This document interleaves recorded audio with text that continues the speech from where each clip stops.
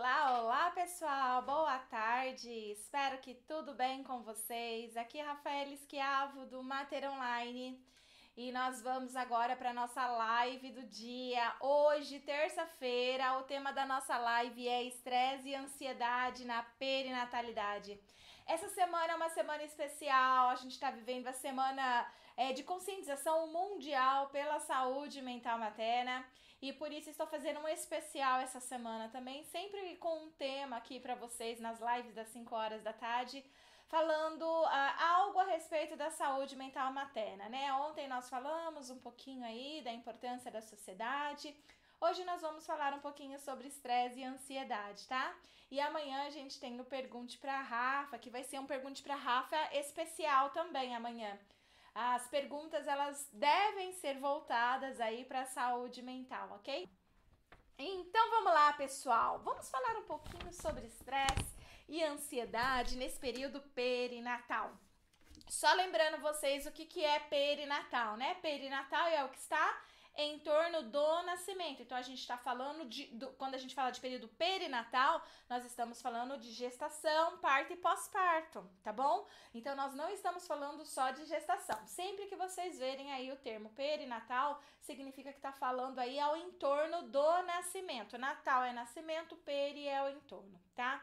Então hoje o assunto vai ser estresse e ansiedade no período da gestação, parto e pós-parto, tá bom? Então, um assunto aí muito importante e é um assunto urgente para que a gente tenha que falar isso, né? Justamente quando a gente está falando sobre saúde mental materna. Porque tanto o estresse quanto a ansiedade no período perinatal, ele é considerado, assim, gente, muito elevado, uma prevalência muito alta, tá?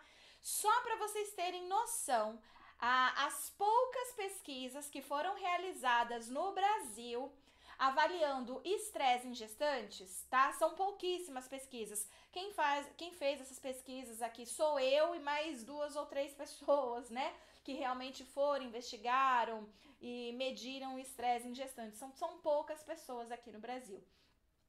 E eu, devido a esse fato, realizei várias pesquisas com estresse nesse período perinatal aí. E aí, o que eu cheguei às minhas conclusões, que bateu com os meus poucos colegas que também pesquisaram essa informação. Gente, um número muito alto de gestante com estresse, tá? Então, assim, eu peguei pesquisas que dava, tipo assim, acima de 78%. Praticamente todas as gestantes do nosso país apresentam algum nível de estresse, tá? Nas minhas pesquisas, a média ficou de 60% a 65% durante a gestação. Ou seja, é muito mais do que a metade, né? Então, praticamente mais da metade das gestantes no nosso país apresenta pelo menos estresse, né? Então, alguma alteração emocional, sendo a mais prevalente o estresse. E às vezes as pessoas tratam o estresse, né, como se fosse algo pequeno. Ah, tá estressada, é coisinha assim, tá estressadinha, né? Então as pessoas muitas vezes tratam o estresse sem dar a devida importância que ele merece, tá? O que é o estresse, primeiro de tudo? Vamos falar um pouquinho dele. Ele é uma reação do nosso organismo frente a algo que o desperta. Então, esse algo que desperta é chamado de evento estressor. Então, existe um evento estressor que vai liberar no nosso organismo um hormônio chamado cortisol, tá? O estresse nada mais é que a liberação desse hormônio chamado cortisol. O cortisol, ele não é mal, ele não é o vilão, ele não é o problema. Nós liberamos cortisol várias vezes ao longo do nosso dia no nosso organismo. Então, ok liberar cortisol, nós precisamos, né, dele. Mas, diante de alguns eventos que a gente libera, o problema está quando o estresse, ele se torna crônico, intenso. Então, a pessoa fica diante a uma situação problema, dispara nela uma reação orgânica, liberando cortisol. tá? E a gente pode, essa situação, né? Eu tô chamando aqui de problema, mas pode ser situações, não só problemas. Por exemplo, não sei se você já ouviu falar a palavra eustress e distress, tá? O que é o eustress? O eustress é quando a gente vai falar do estresse bom, tá? Então, toda vez que você quiser falar de algo que desencadeou uma reação orgânica, né, de liberação de cortisol no nosso organismo, inclusive, mas de um lado positivo, por exemplo, eu estou ansiosa porque vou subir de cargo, estou ansiosa porque amanhã vai ser. Tô ansiosa, desculpa, tô usando o termo errado, né? Meu organismo está reagindo, né? O meu casamento, que será amanhã, está reagindo a um elogio maravilhoso que eu recebi, está reagindo porque eu estou defendendo a minha tese de mestrado, doutorado, TCC, sabe? Coisas positivas, coisas boas, recebi uma promoção, ganhei na loteria, sei lá, coisas boas acontecem, né? Na vida de todos nós, graças a Deus. Então, diante dessas situações, nós também apresentamos uma reação de estresse, que é chamado eustresse, que é o estresse bom, que não vai te adoecer, tá? E ele geralmente é um momento, você vive aquele momento, ele não fica crônico, ele não se cronifica, né? Então você vive aquele momento e tá tudo bem. E nós temos o chamado distress. O distress é o mesmo estresse, só que é uma reação negativa. Ele vem de algo negativo que gera essa reação no nosso organismo, tá? Perda de um emprego, descoberta de uma doença, pessoas passando por algum problema ou dificuldade, tá?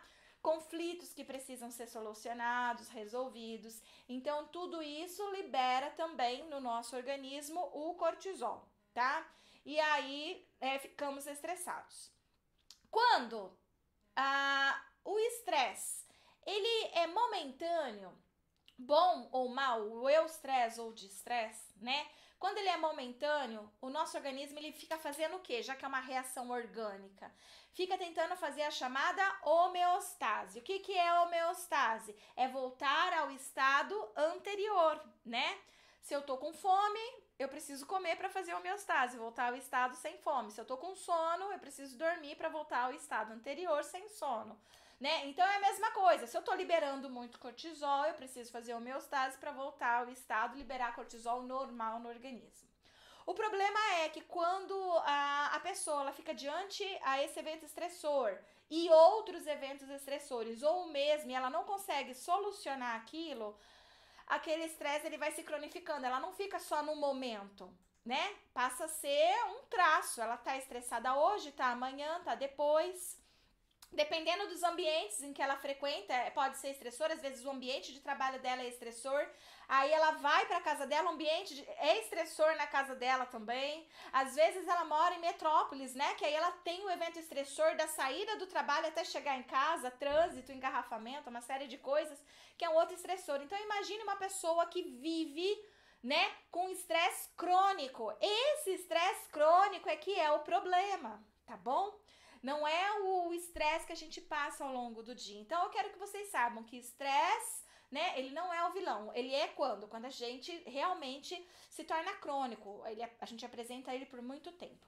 O que ele pode causar no nosso organismo? Ele pode trazer uma série de prejuízos para nossa saúde física e para nossa saúde psíquica, tá? Então, a gente fica com a imunidade mais baixa, então a gente fica mais vulnerável a doenças, tá? A gente pode sentir diarreia, pode se sentir taquicardia, manchas na pele, fome extrema, falta de apetite, né? Então, mudança extrema aí. Então, às vezes até úlcera, às vezes até um infarto, dependendo do nível de estresse, do tempo que ele está, né? Esse processo no organismo da pessoa. Então, ele pode ser grave, causando inclusive um infarto, tá? Então, ele tem desde sintomas leves até os mais pesados. E isso vai influenciar também no psicológico, porque aquele problema não libera só a reação orgânica, né? Mas ele é um potencial gerador de ansiedade.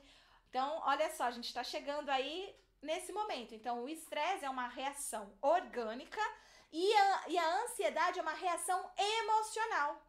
Estresse e ansiedade andam juntos, interligados. Eles secretam o hormônio cortisol, tá?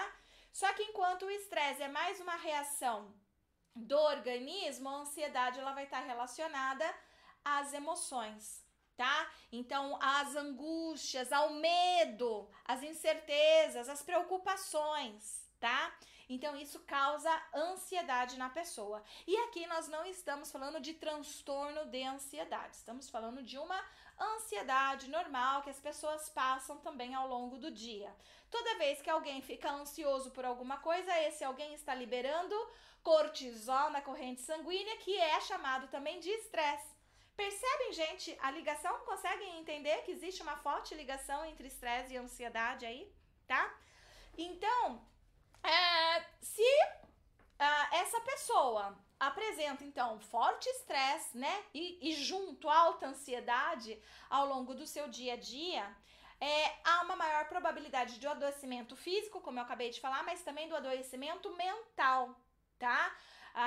Fica muito mais frágil, né, a nossa psique, e aí, então, a gente começa, inclusive, a apresentar, por exemplo, alguns transtornos, se a pessoa já tem histórico na vida dela, né? Então, se eu tenho na minha vida um histórico de transtorno de depressão, por exemplo, e em uma fase da minha vida eu tenho muito cortisol sendo liberado, estresse, ansiedade, pode ser um momento aí potencial de crise para eu voltar a desenvolver o meu transtorno, por exemplo, né? Ou então pessoas que estão com estresse, que ele vai tendo fases, né? A gente tem a fase mais leve, que é chamada de alerta, a gente vai para resistência, depois a gente vai para quase exaustão e exaustão, segundo a LIP, por exemplo, que ela tem um instrumento lá que avalia estresse dessa forma. Então, a gente já sabe também que quem tá aqui, ó, na quase exaustão e exaustão, o próximo passo é um transtorno mental mais sério, tá? Não que o estresse em quase exaustão e exaustão não seja. E precisa de tratamento, precisa de psicoterapia, às vezes até de medicação, tá? E aí, o que acontece? Isso a gente falando num corpo não grávido, né? Então, olha quanta coisa o estresse e a ansiedade, quando cronificado, quando em elevados níveis, podem causar num corpo não grávido, né? Agora, se a mulher, se acontece isso no corpo da mulher, que está gestante, da grávida, a gente vai ter uma série de consequências aí. Porque esse hormônio, ele também vai pro bebê, via cordão umbilical, tá certo? Então, ele não fica só no organismo da mãe, ele vai também aí, via cordão umbilical, pro organismo do bebê, tá? Então, essa mulher gestante, ela pode apresentar estresse e ansiedade. E nas pesquisas, como eu estava falando para vocês inicialmente, aponta que mais de 60%, né? Vou até falar 65% aqui, que é uma média que eu chego entre as minhas pesquisas e as pesquisas dos demais colegas, né? Que são acima de 70%, inclusive, nas pesquisas deles. Eu investiguei cerca de 500 gestantes, mais ou menos, tá? E dessas 500 gestantes, cerca, então, de 65% delas apresentaram estresse no terceiro trimestre de gestação. Isso significa o quê? Que elas estão em perigo, todas elas? Não! O que significa? Existem fases do estresse, como eu disse para vocês. Fases de alerta, fase de resistência, quase exaustão e exaustão. A fase de alerta, dificilmente a gente encontra uma gestante nessa fase, tá? Eu, pelo menos, acho que encontrei uma só dessas 500, tá? Então, de 500, uma só, eu considero que a gente não tem muitas nessa fase, que é chamada de inicial, que é uma fase de 24 horas, sabe? Assim, peguei ela no momento que ela tá estressada, porque acabou de receber alguma notícia, alguma coisa assim. Mas a maioria está na próxima fase, que é chamada de resistência. Mas agora vem a boa notícia para vocês. O estresse, tanto quanto a ansiedade, são normais no período de gestação. É esperado, tá, que gestantes apresentem estresse e ansiedade. Ora bolas, né? Ela tá grávida, coisas vão mudar na vida dela. Não importa se é a primeira, a segunda, a terceira gestação, mas coisas vão acontecer na vida dela. Então é normal ela ficar ansiosa. É normal ela ficar ansiosa pensando no parto, se vai ser do jeito que ela quer, se vai dar tudo certo, se ela, como é que vai ser a vida dela depois disso, né? Do nascimento da criança. Ao receber a notícia que está grávida, o descobrir o sexo do bebê, são tantas as coisas, né, durante um período de gestação que deixa essa mulher ansiosa, e tá tudo bem, tá certo? Ter ansiedade e estresse na fase de resistência, tá tudo bem, tá tudo dentro do esperado. O problema está quando essa mulher apresenta alta ansiedade e alto estresse, tá? Lembrando que se ela tá com alta ansiedade, ela também provavelmente vai estar com alto estresse. Se ela tiver com alto estresse, há uma alta probabilidade de ela também estar com alta ansiedade, porque os dois andam juntos. Uma é a reação do organismo, outra é uma reação emocional, tá? Então, olha só. Cerca de 20% das gestantes apresentam estresse nessas fases mais perigosas, tá? Que eu chamo aí, então, de quase exaustão e exaustão. Eu não, né? A LIP chama de quase exaustão e exaustão, tá bom? Então, inclusive, gente, eu usei tanto esse instrumento da LIP, ele chama ISSL, Inventário de Sintomas de Estresse de LIP, ISSL, Inventário de Sintomas de Estresse de LIP. E no final de 2018, passaram-se já os 15 anos do instrumento sendo aplicado no Brasil. Ele precisa de uma nova reenquadramento, né? É avaliação. Cada 15 anos eles tiram os instrumentos para passar para uma nova avaliação, padronização, validação aí para poder ser inserido de novo. E isso deve levar um bom tempo. E agora a gente tá sem instrumento. Ai, a gente tá sem instrumento, não temos mais ele. E ele era o que eu mais usava, né? Quando eu tinha minha clínica pra verificar aí como é que tava isso nas gestantes. Então, infelizmente, eu não tenho boas notícias pra vocês quanto a isso, né? A gente não tem mais esse instrumento aí pra ser utilizado, que eu considero ser o melhor pra gente trabalhar com as gestantes, porque a gente consegue perceber que quem tá com quase exaustão ou exaustão realmente está precisando de um tratamento diferente, às vezes até medicamentoso, tá? E o que eu vou indicar para vocês é um outro chamado estresse percebido, inventário de estresse, escala de estresse percebido, tá? Não é fácil de encontrar, mas ele existe. Se alguém tiver acesso a ele aí de alguma forma, dá para ser utilizado, tá bom? Dá para ser utilizado esse. Ele não é um instrumento próprio do psicólogo, né? Que só psicólogo pode usar, coisas assim. Mas enfim, existe esse instrumento. Mas onde eu quero chegar é que quando a gente tem 20% das gestantes, então, apresentando, né, estresse em fase de quase exaustão ou exaustão, isso tá dizendo muita coisa pra gente, né? A alta ansiedade é cerca de 35% das gestantes apresentando. Então, imaginem vocês, né? Vamos juntar aí os dois, estresse com ansiedade. Vamos falar, então, o número maior aí, 35%.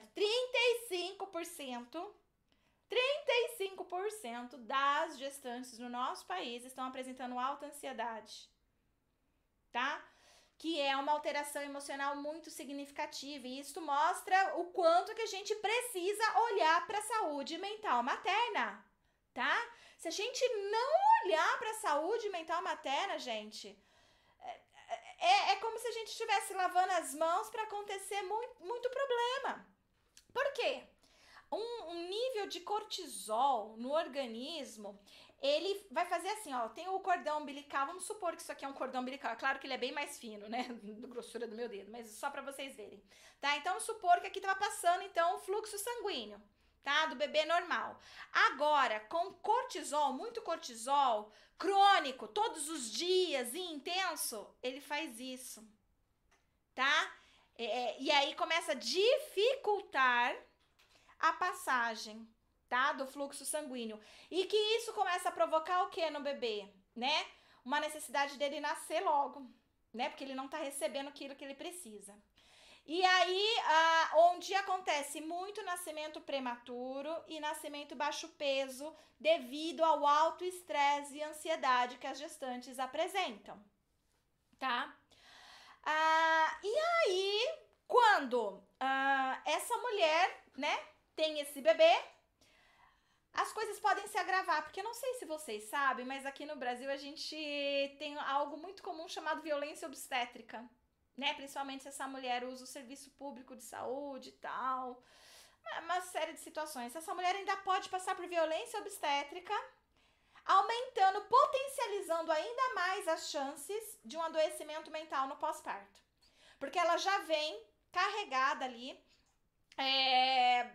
de um cortisol no organismo, que muitas vezes prejudicou, né, a sua saúde e foi um dos desencadeadores para o nascimento do bebê pré-natal e baixo peso, tá?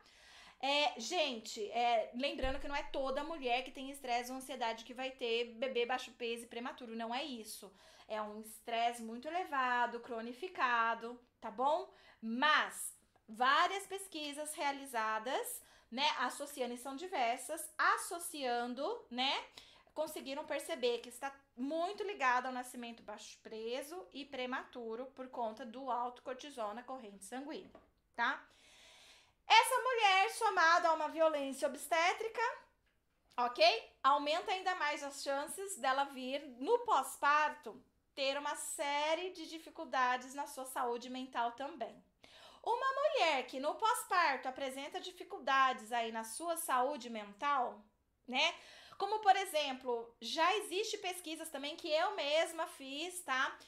Correlacionando estresse e ansiedade na gestação com depressão pós-parto. Então, sim, existe essa associação provada cientificamente, inclusive com os meus trabalhos. Gestante que apresenta estresse durante a gestação aumentam as chances dela apresentar sintomas de depressão no pós-parto, tá bom?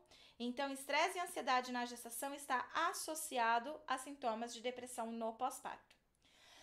Desta forma, é importante a gente, então, ficar atento a isso. Porque se o bebê não nasceu prematuro, não nasceu baixo peso, nasceu a termo mesmo, de 40 semanas, mas essa mulher apresentou elevados níveis de estresse e ansiedade, né, aí na gestação, já aumenta as chances dela apresentar uma alteração emocional significativa aí no pós-parto, tá?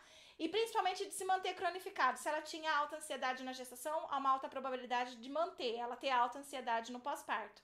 Estresse a mesma coisa e depressão a mesma coisa, tá? Então, isso tá tudo interligado. Agora, imagine se existe uma intercorrência como essa, né? Um nascimento prematuro, um nascimento baixo peso, uma criança que precisa ficar durante um tempo internada, ok? E só da criança nascer baixo peso e prematuro já é um fator de risco para a mulher apresentar alterações emocionais significativas no pós-parto. Ela pode ter passado tudo bem durante a gestação, mas por esse fato em si já é um fator desencadeador de problemas de saúde mental no pós-parto. Agora imagina tudo junto. A mulher apresentou alterações emocionais significativas como estresse e ansiedade na gestação. O bebê nasceu baixo peso prematuro, precisou ficar internado. Se somar ainda uma violência obstétrica aí, é praticamente 100% de certeza que no pós-parto essa mulher realmente vai ter algum problema de saúde mental precisando do nosso atendimento, tá? Então, assim, gente, é de extrema importância cuidar da saúde mental materna. É de extrema importância. E a gente precisa de uma semana inteira dedicada a isso, né? Pra estar falando sobre esse assunto. E eu preciso todos os dias estar aqui fazendo uma live pra tentar mostrar pra vocês a importância desse assunto. Porque, olha só, essa mulher lá no puerpério, lá no pós-parto, se ela estiver apresentando uma alteração emocional significativa, como estresse, ansiedade ou depressão, por exemplo, isso vai fazer com que ela também tenha dificuldades na relação com o bebê, tá? Então, vamos supor, uma mãe muito ansiosa com alta ansiedade, ela é aquela mãe super protetora, hiperprotetora, e aquela hiperproteção que não permite que a criança se desenvolva. Então, não pode ir pro chão, não deixa a criança explorar o ambiente, né? Então, o tempo que era pra criança tá pegando objeto, ela ainda não tá, porque tudo tá chegando na mão da criança. O tempo que era pra criança tá engatinhando, ela não tá, porque ela tá no colo o tempo todo, não vai ganhando autonomia, não consegue explorar o ambiente. Uma mãe depressiva, por exemplo, ela já não tem energia suficiente para maternar, para estimular o desenvolvimento da criança, provocando atrasos também, tá certo?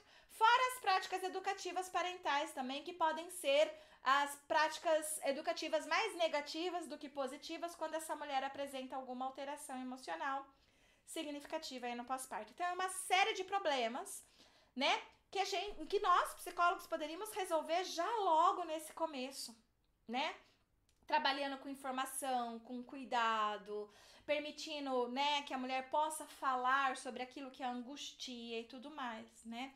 Isso já seria algo que mudaria muito a vida dessa mulher e a vida desse sujeito que um dia vai se tornar adulto, né? E que devido aos fatos que aconteceram aí na sua primeira infância, nos seus primeiros 1000 dias, né, que as pessoas falam assim, então isso pode refletir muita coisa na vida dele. Então, olha a nossa importância. Olha a importância da gente falar de saúde mental materna, tá? Outra coisa que eu queria aqui falar para vocês é que tanto ansiedade e estresse, né? Como eles estão juntinhos, em níveis adequados e tá tranquilo, já falei isso, mas em altos níveis, né? Ele começa a trazer prejuízos aí, então, para essa saúde. E como a gente não consegue nem decidir se a pessoa só tem estresse ou se ela só tem ansiedade, né? Tipo, a gente aplica os instrumentos ali, quando podia aplicar, né? Quando a gente tinha para aplicar. E aí a gente não consegue dizer, olha, ela tá com alta ansiedade ou tá com alto estresse. Não, ela tá com os dois, ela tá com ansiedade e estresse. Isso a gente já sabe, por conta dos hormônios e tal, que existe essa interligação. Mas a gente pode usar um termo que eu quero dizer aqui pra vocês, que é transtorno mental comum. Pra quem tá lá no Telegram e escutou o áudio que eu mandei hoje, eu falei um pouquinho, né? E disse que falaria hoje um pouquinho mais também do transtorno mental comum. Transtorno mental comum é o nome que se dá pra quem não consegue atingir um nível crítico, né, do diagnóstico para dizer, olha, esse diagnóstico diferencial aqui é para depressão, esse é para ansiedade, certo? Então você não consegue atingir e dizer, olha, se a pessoa tem um transtorno de ansiedade, um transtorno depressivo. Então quando a pessoa ela não atinge esse nível para dizer que é um transtorno, que é o que eu tô falando aqui pra vocês, quando eu tô falando de alto estresse e alta ansiedade pra vocês, eu não tô falando do transtorno de ansiedade, né? Nem mesmo quando eu falo pra vocês a palavra sintomas de depressão, eu tô falando do transtorno depressivo, tá?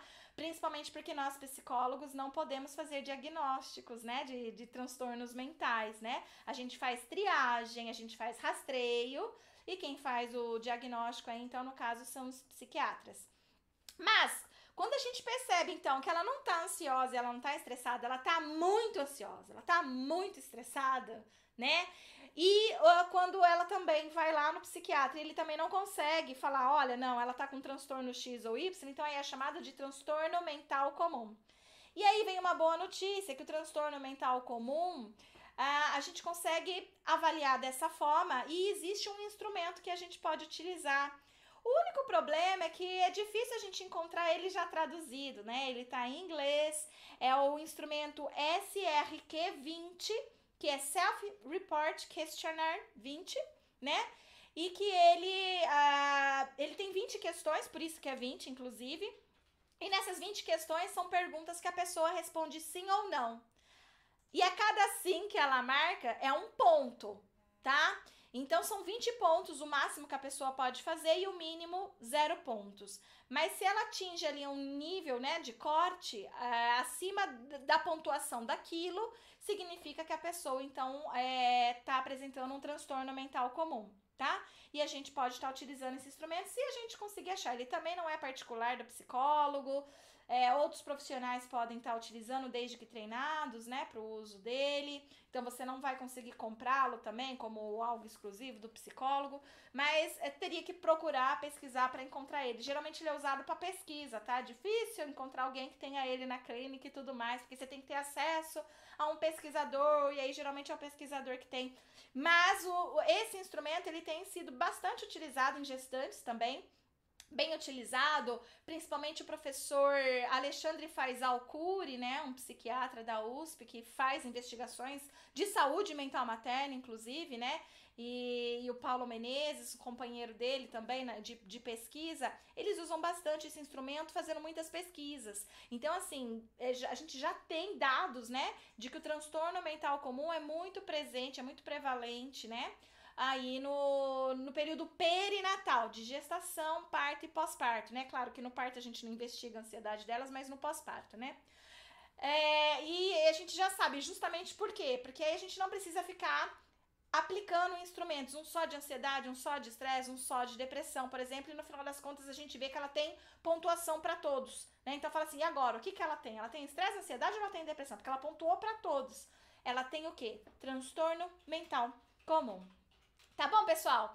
Espero que vocês tenham gostado dessa live. Deixa eu ver se vocês gostaram. Coloca aí uma hashtag gostei. Que tenha sido útil para vocês, né? Que tenha feito sentido para vocês. Que tenha despertado, inclusive, em vocês o interesse por saber mais sobre essa área. Se você ainda não fez a sua inscrição na Semana de Psicologia Perinatal, espero que essa live de hoje tenha feito você ficar assim, eu não posso dormir hoje se eu não fizer a minha inscrição e participar dessa semana, né, que começa aí no dia 11, tá certo, pessoal? Ótima! Luana aqui já falou hashtag gostei, que bom!